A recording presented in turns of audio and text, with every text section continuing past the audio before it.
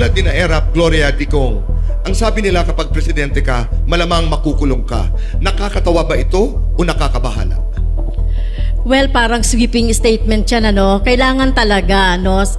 Sa atin, Kuya Boy, kailangan talaga pag ikaw ay naging public official, accountable ka sa ginagawa mo mula sa pagsasalita, pagkilos mo at paggamit ng pondo ng mga mamamayan. Kaya depende 'yon kung talagang kung may gagawing hindi maganda ang public official.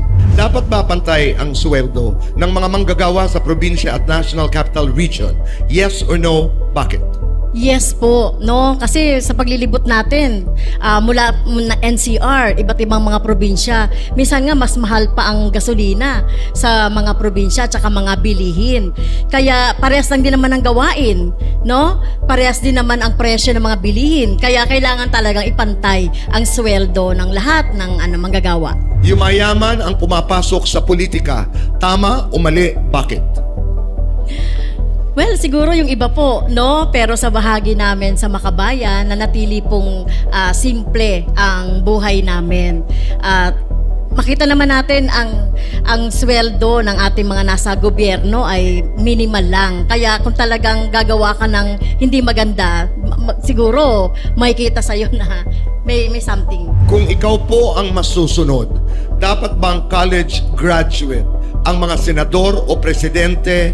Bakit? Not necessarily, Kuya Boy, no, na college graduate. Basta meron itong pusong mapagmahal sa ating mga kababayan, tapat, no, sa paglilingkod sa ating mga kababayan, ay isa ito sa mahalagang qualification ng tatakbo sa gobyerno.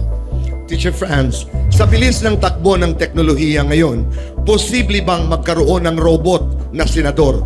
Yes or no? Bakit? Well, siguro sa ngayon, Tito Boy, may mga robot na nga di ba?